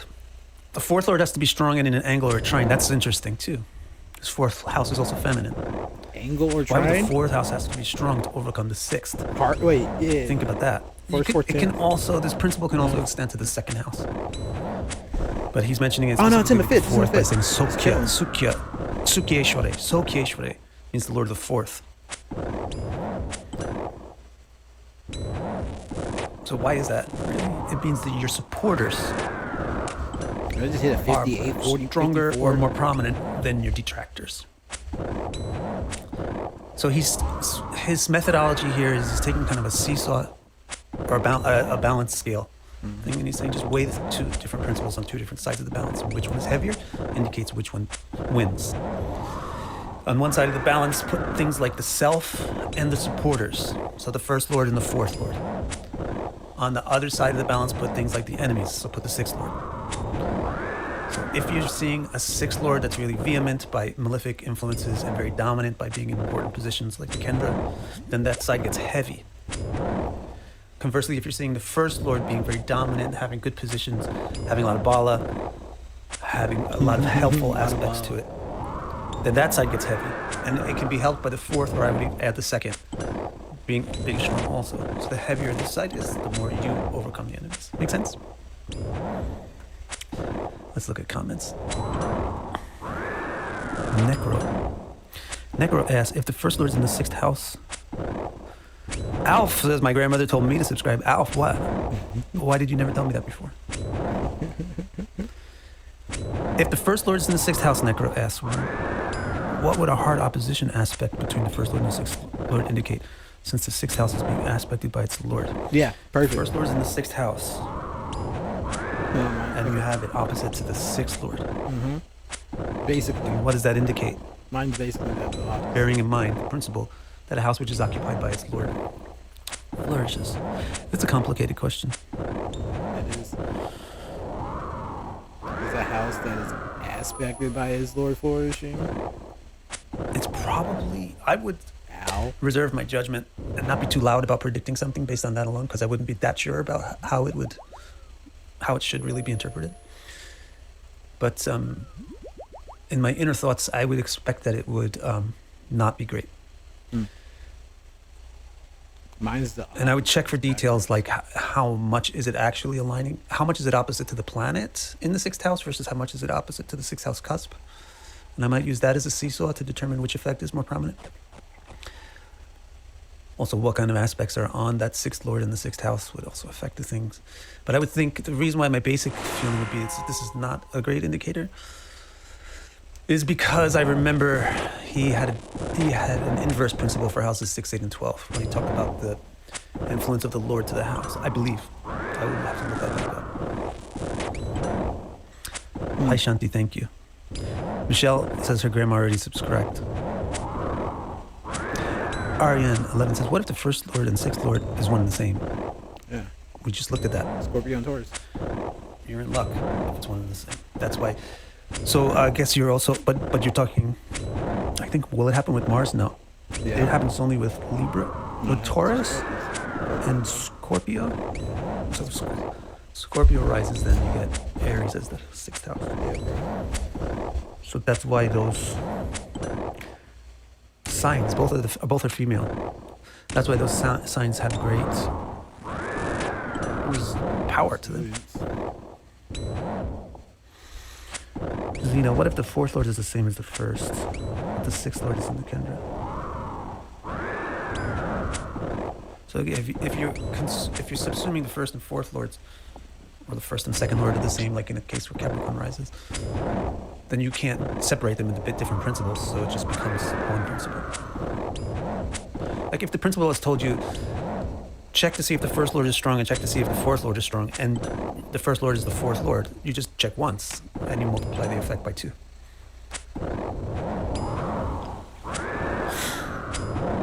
Why by 2? Zena says, I have that question for him. I need him to 1st do and an 4th open Lord is in a Q&A tricona house, for example, not in 6, 8, and 12. I can't understand. And what if the 4th Lord is the same as the 1st, but the 6th Lord is in the Kendra? The 1st and 4th Lord is in a tricona house. I'm not sure. It's too complicated. I'm distracted by pains Like, my hips. My hips hurt. Let's continue and see. Fuck all that, 18. Shatrunate tudushtane nicha mudhari sangite. Tasmad baladhye lagneshe shatrunasham ravao shubhe. Here's a new principle. One will destroy one's opponents. Shatrunasha. Destruction of the opponent. If the 1st Lord is strong and the 6th Lord is in a dustan while debilitated or inimical. Kind of the same principle, just like in the illustration. One destroys one's opponents if the 1st Lord is strong and the 6th Lord isn't. So here's his conditions for the 6th Lord. Put it in a dustan while it is debilitated or inimical. That's kind of simple. You hear that all the time, right? Something will be weak when its dignity and its position are bad. And another little interesting thing on the side is he says mudha. Mudha means it's combust. But he's saying if it's mudha with Ravi Shubhe, if it's combust while the sun is in the 9th. So this can only happen if the 6th Lord is in the 8th house. Yu-Gi-Oh card, dude. You can only activate this card if your opponent activates a quick play. It reveals how he was doing his charts and calculations. So he's saying you can have a planet be combust in the 8th house while the sun is in the 9th. So you can see that he's not concerned with sign borders. and borders of houses when it comes to assessing things like combustion, conjunction, or aspect. So anyway, in that particular condition, the Sixth Lord would be really defeated. To be combust, that's because in the other conditions, if the Sixth Lord is in a deuce down and combust, it's not really so good. Think about this a lot, and it actually reveals how Montreshor is thinking, how he does astrology, how he did astrology. Say you have the Sixth Lord combust in the 12th house, that probably means that the sun is in the 12th house. But, you're right? Mm-hmm. So maybe instead of him, what he specifically said is, well, the sun is in the 9th. But that would only work for the Sixth Lord being in the 8th house, but he said the deuce down, so you can extrapolate that if the Sixth Lord is combust in a deuce down while the sun is not in the deuce down, that's a great thing.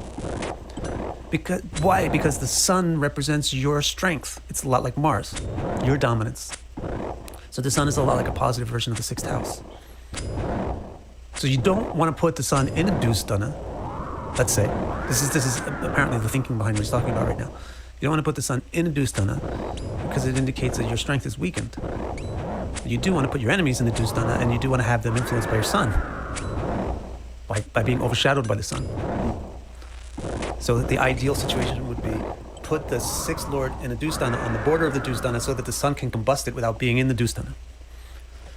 So I would say if you have Sixth Lord in the 12th house, then you're okay to have the sun either in the 1st or the 11th, probably preferably the 11th. If you have the Sixth Lord in the 8th house, then you shit, bro. much prefer to have the sun in the 9th than the 7th because the 7th weakens the sun. Combusting. Similarly, if you put the Sixth Lord in the deuce stunner in the 6th house, that was Krishna's chart. That's actually some min-maxing shit, dude. Like, what the fuck? Oh, I need 10k mix. And I think his sun is in the 7th. No, it can't be. It's in the 4th. So it's not combust. I'm going to change my seating position 1 second. Hopefully my head was not going to go over the top of the world. Hey, bro, sitting on the floor like me, dude. That's what I'm talking about. I got a little chair let's seat, cover the last text. I got something 19. for my back. Yad bhavesha yuto vairi nata yad bhava samshita shashta stito yad bhavaste bhavashatru shashta stito yad bhaveshas te bhava shatrutam yayu. Inimicalness, this is a very interesting principle. Inimicalness accruing to the houses.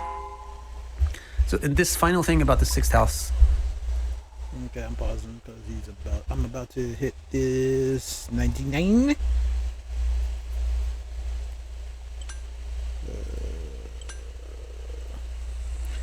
And that's good too because I need to go outside.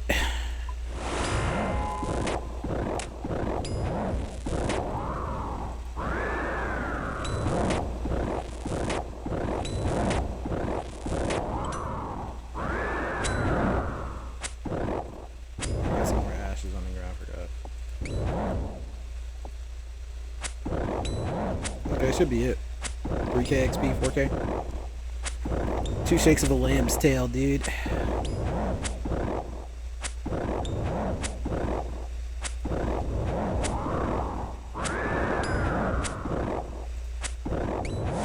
There it is, 99 HP, 122 combat, 93 defense too. Okay, stacking it up.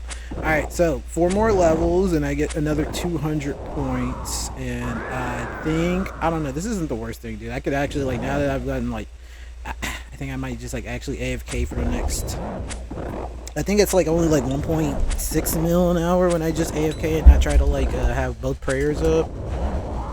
I don't know, I'll figure it out. The XP isn't so bad, but obviously it's not bad, it's good.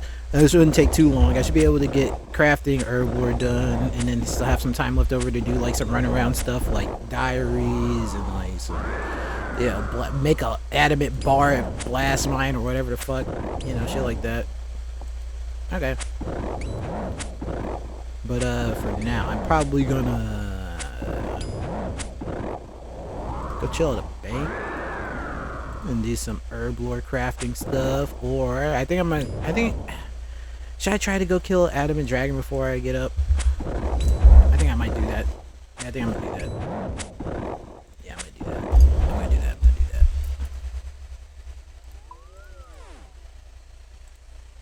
I go to Lithcrin or some shit like that, right?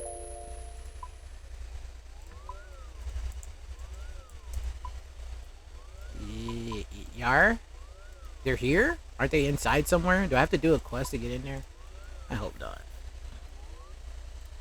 Can I get the HP cape too? Nah, this whatchamacallit? What's his face, dude? It's in Alcarat. Dual Arena or whatever. Did they move him? Did they move him from the Sand Casino? Maybe? Maybe he's in the...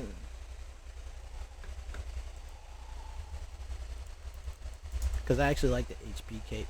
Where do you get it? Emir's Arena, right? That's Alcarat, is it not? It'd be due.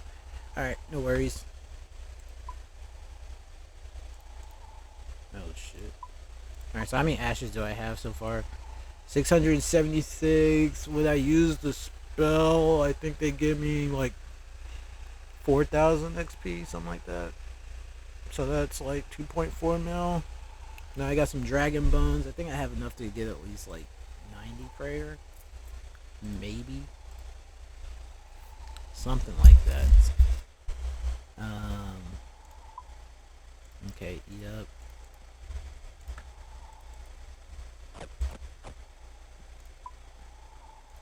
Oh yeah, it's 99. Just eat the 99 now. Alright, grab some food. My super combat, whatever, dude. I shouldn't need to be there long. What do I need to get there? Where are you? Adamant Dragons. After completion of Dragon Slayer 2, make residence in the Lithcrin Vault. Can be fought. Caution should be exercised at all times. I should just need to pray melee or pray range, I think. I don't know. I just need to like, I'm gonna use my crystal. I just need to like literally just run into some of them head first and just get some Rathrons. I don't need to be efficient or anything. I just need to make sure I don't die. Getting there, dig site pendant to Fossil Island, must treat of Mushroom Meadow, rowboat to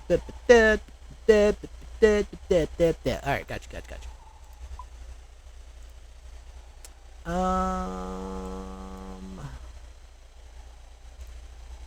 Yeah, whatever, dude. I'll figure it out. Do I need anything first time in there? Using a dig site pendant on the strange machine in Lithcrin Vault north of the Ruined Dragons to unlock the teleport. Then you can teleport immediately outside the vault. You lying. Okay. Alright, let's try this out. This one. Dig site pendant to Fossil Island. Right. Okay. And then a must tree transfer to Mushroom Meadow. Right. And then we rowboats over here, I believe. Somewhere over here on the coast. Yar. Right here. Okay. Rowboating in. I remember I had to do a clue out here.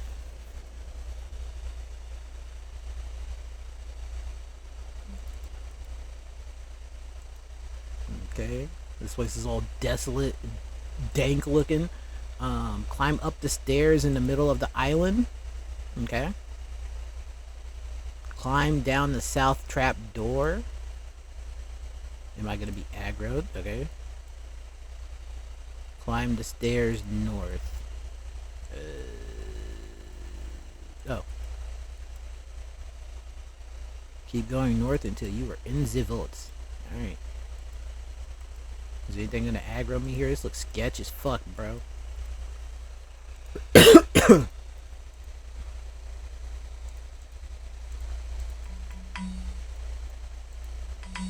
Shit. Damn, dude, dragons on the doors, that's what I'm talking about. Okay, here they are. Damn, niggas looking brawling. Alright, I could kill them, but I'm looking for the addies. There they are. Alright, I need to use my something on a strange machine north. After Dragon Slayer 2, north of the Ruined Dragons. Aren't these the Ruined Dragons right here? Oh, it's like over here. Is this it? This, right? Yeah. Okay, cool. What's that? There's something else next to it. Okay, whatever. Yo, this music is... Ooh, okay. Past the barrier. Alright. Sounds like trouble. Did I forget my DDS? I did. I almost fucked up by crushing the crystal first, dude. Chilling.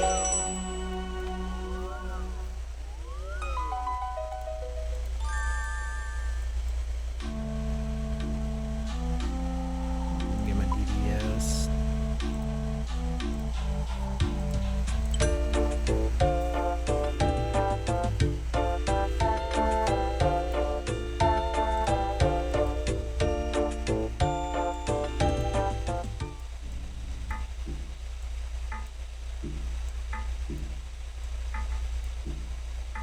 Okay, so I'm gonna go in there and just spray. Let me see.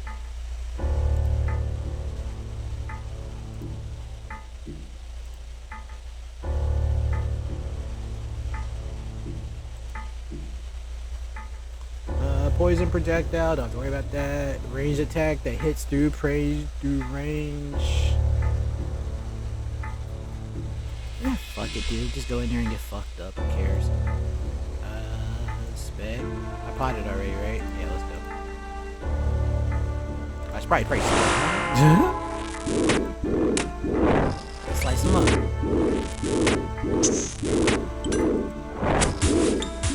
Ow.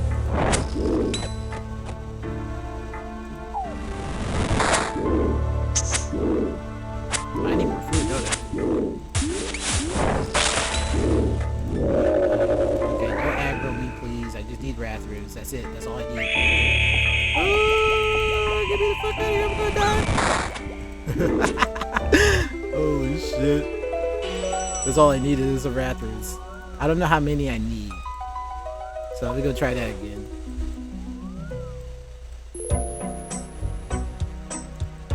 I forgot I'm gonna need more food than this, bro. I almost died. Look at me looking stupid. Okay, don't need that. Don't need that. Let's take the super combat. They hit through this, but still.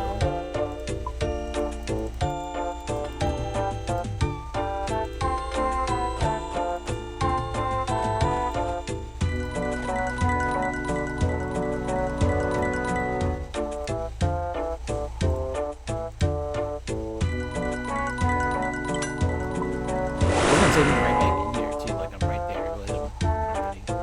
I didn't get my spec back up.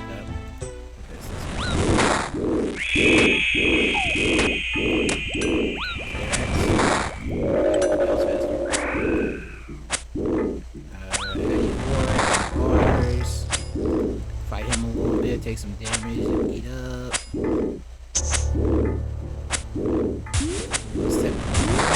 Holy shit. Oh shit, relax, dog. Okay, grab your stick. Okay. Now, why are you screaming in my ears like that? Okay. Spec. Almost ask him. I need to ask him a question real quick. Come on, real quick. I clicked the wrong thing. Holy shit. No way, no way, no way, no way, you're ready to do this. No. No. Fuck. So I just need one more, probably.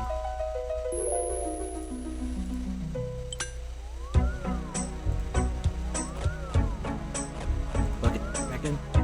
Try to get him, Hope it's the weak one. It's not, just kill him.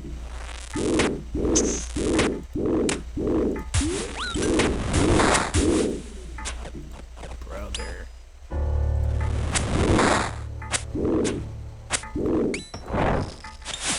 Let's ask him a question real quick. That's the wrong one. How many of you are there?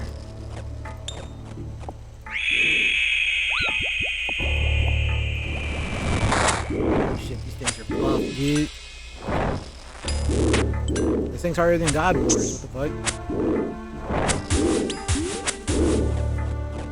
Holy shit, hit me for Can I avoid that? I fucked up the eat. Holy shit, I almost died. I deserve to die because I fucked up the eat. Would you die, please? I don't have spec. Okay, I got the axe. Come on, Wrath Runes, dude. Let me get out of here.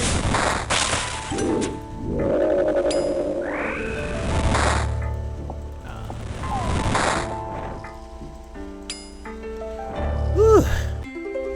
Yo, what the fuck? These are harder than God Wars, unironically. What the hell? So what's hitting me? First attack is a poison projectile, lands on the player's position, and splits into 2 more projectiles around the original projectile in a 5x5 area. Can be reduced to 4 by being under the effect of poison protection, but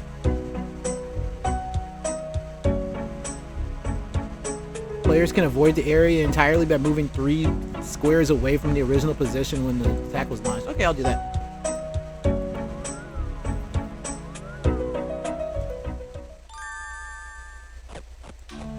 I'll try anyways, you know.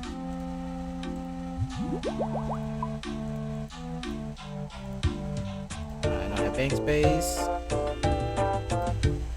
Shit, what the fuck is that? Ooh, what? Dude, the ghost, some ghost just activated my fucking Bixby or whatever, dude. Who? Skynet.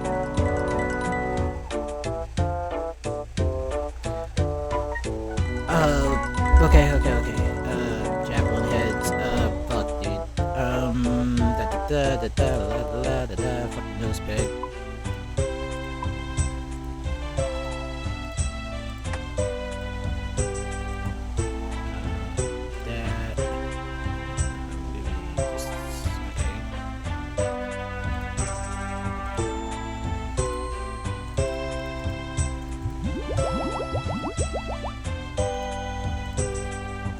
I got some bank stuff to do. I got more potions to make if I'm gonna do any more stuff.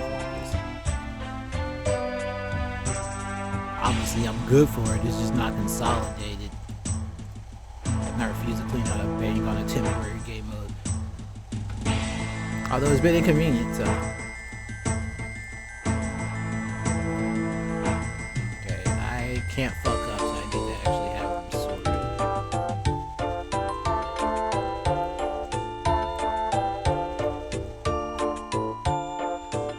Okay. I'm trying to avoid this poison this time. I actually watch this animations. Okay. I'm glad it didn't let me spectre with it. Yeah, I think I only got hit with 2 of them that time. Ask you a question? Not yet. Ask him a question? Oh, fuck, dude. Thanks, Sam.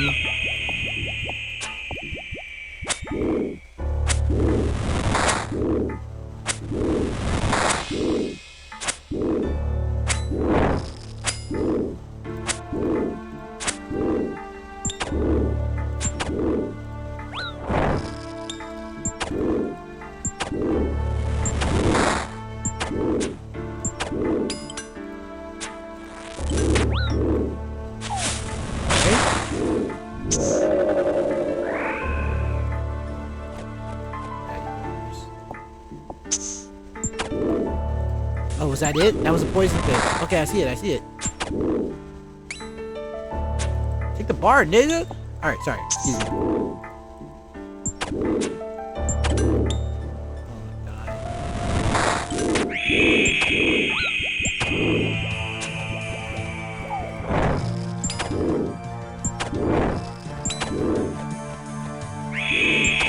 Ask him a question?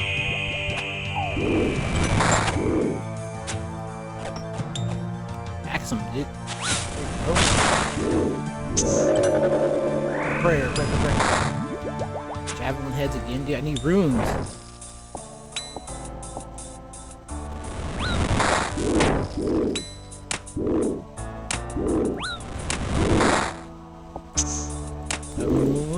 Okay. I see. I didn't get fucking wrecked that time. Okay. Pull out the S word, dude. What are you doing? Ow. What is this? What is this? Oh yeah, this is the soul steal.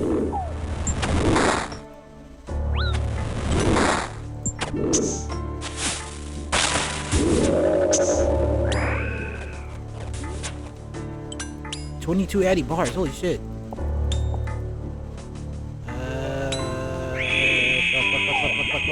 Fuck this thing. Oh my god. I'm choking.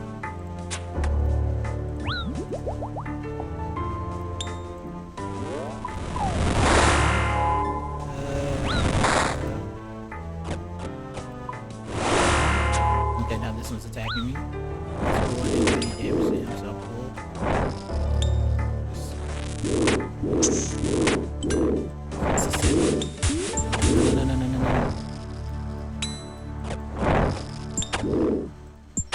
And get my rinse back. Ask him a question. Get out of here.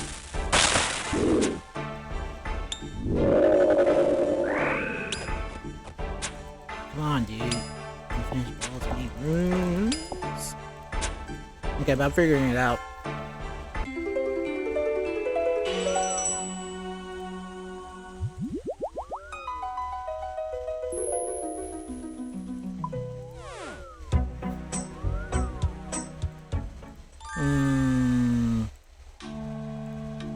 Oh, what the fudge, dude? I forgot to reset the super combat thing. I don't have room for the bolts. I'm just gonna hold them for now, honestly. I don't feel like it right now.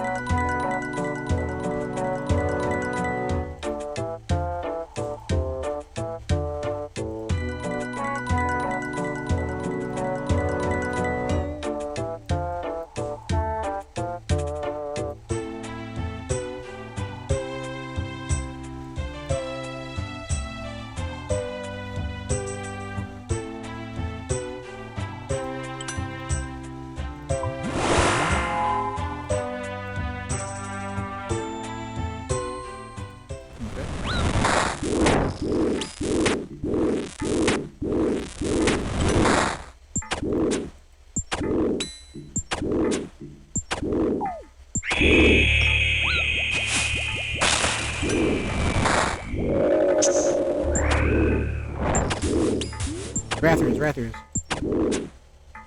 Alright, I don't know if that's enough for how many I need. Yeah, probably not. Probably not anywhere near. Probably need a lot more. Ow, ow, ow.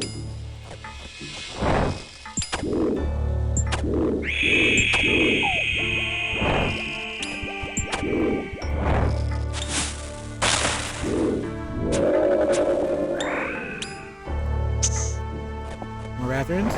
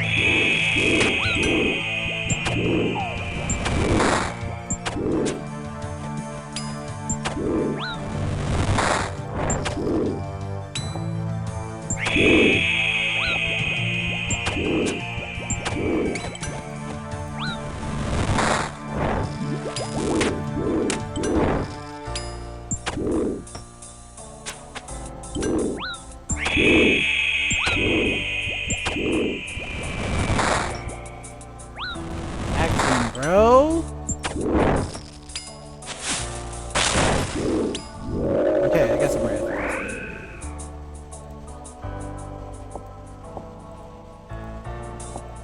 I'm gonna try one more, I guess, when I'm here still.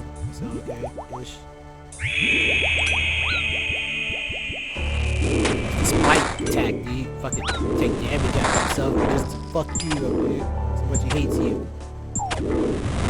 Can't stand you niggas, man. There you go. Alright, I'm out of here.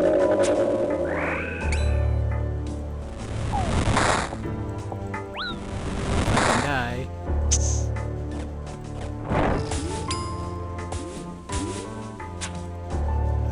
I guess we'll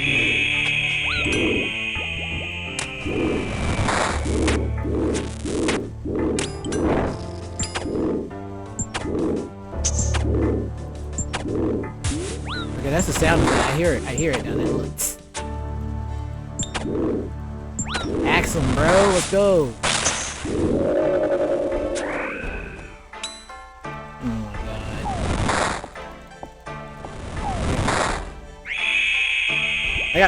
I got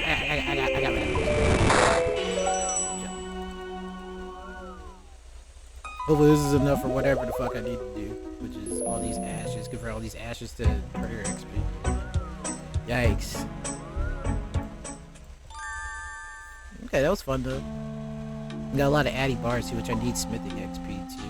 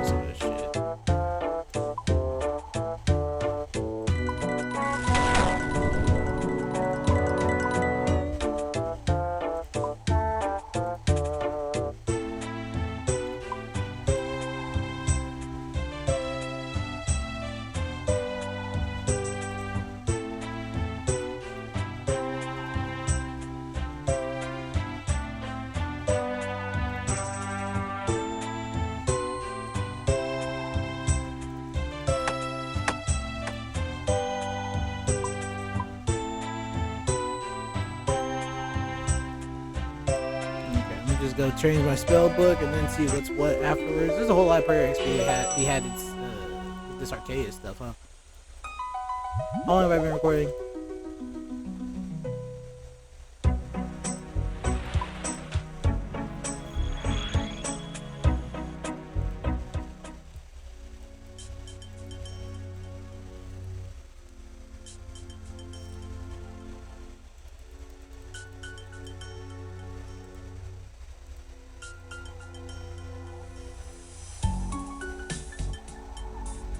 So that's what, like 2 hours away from 99? 2 mil an hour? Should I do it right? Okay. Let's go home. Oh, all the way away. Oh, yeah. That's why I haven't seen a soul. I mean, that and this shit's over, you know? It's the last day of school, man. I'm just hanging out. Finishing my tests up. I'm the only one that's still not done with their classes, dude. I'm missing some assignments. Running around. Alright, so I got a bunch of bones, these ashes as well. Let's see. It's a grip. How do I... What's the spell? It's Sinister Offering converts bones into prayer points. Let me see if this is one of them.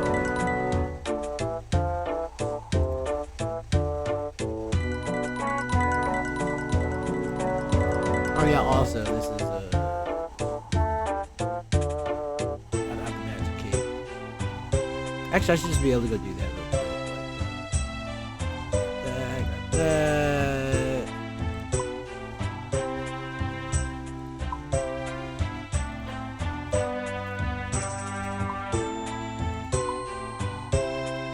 Grab these.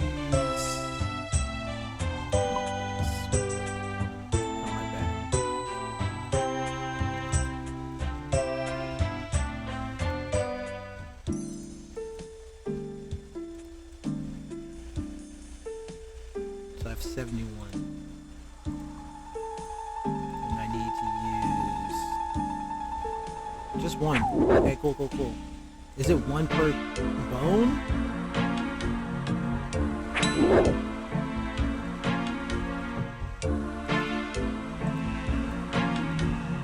No, I'm stupid. That means I need to go back and oh well. That's okay.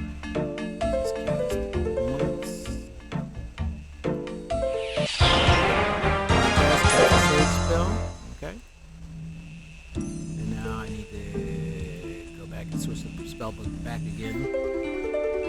That's okay.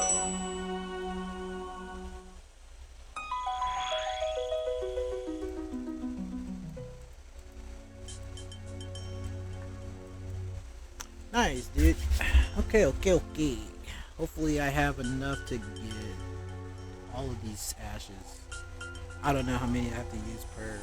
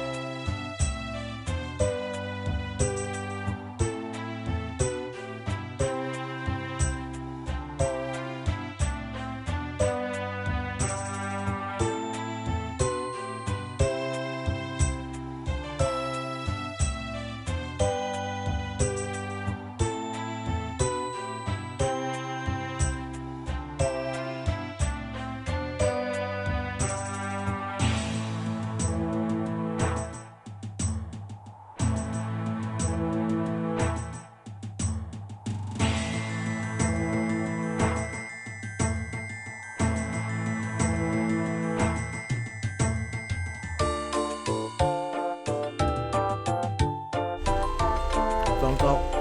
Can you guys hear me now? Yeah.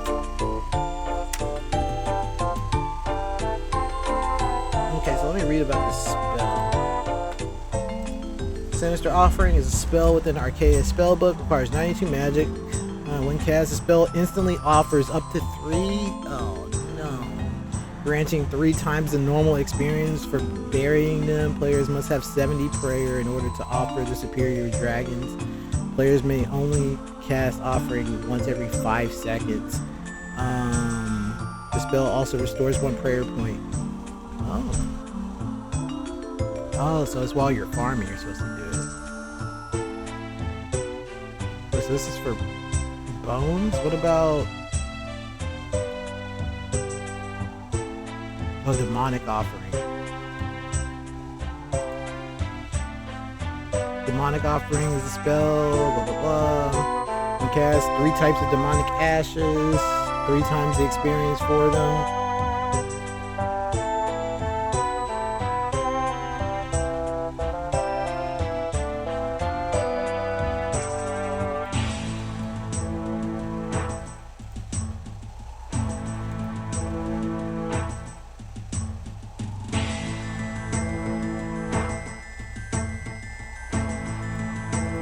So I needed to have gotten the Ash Sanctifier before I did all of that. But that's okay. If wishes were wheels, we'd all be wagons. Alright, so, I need soul runes. Is there any way to boost this anymore?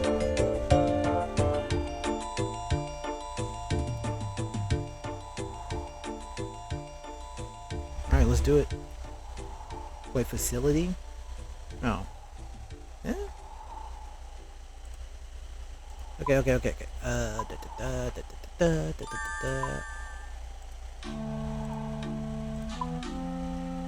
Yeah, I'm gonna just keep going until I'm out. Then I'm gonna run out of runes. I'm gonna go kill more of those adamant dragons. 15k for the first 3. Okay, you gotta go slow.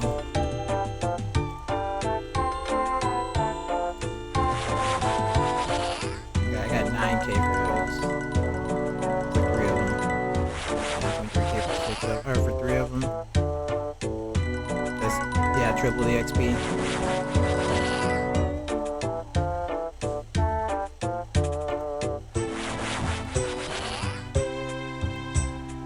What a weird animation. What is bro doing, dude? What the fuck was that, dude? Huh? What did you do? What? Did y'all see that? That was gross. That was gross.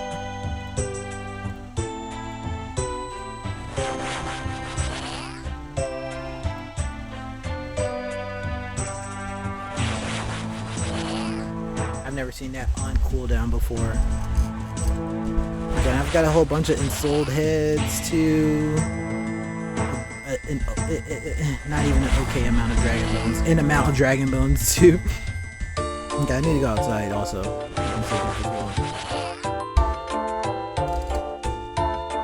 I also need to stop talking because the more I talk, the more I'm gonna make a fucking joke that I want to put in a video or a clip. So you know, I'm just gonna shut up. You guys just watch this shit.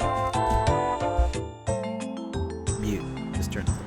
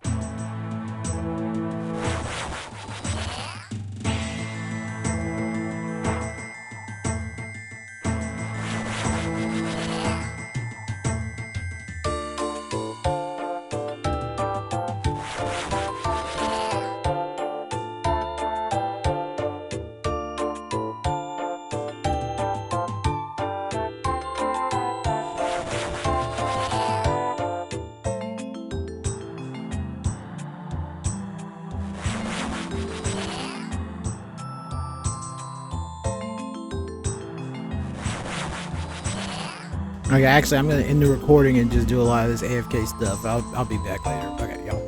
Yeah, see ya.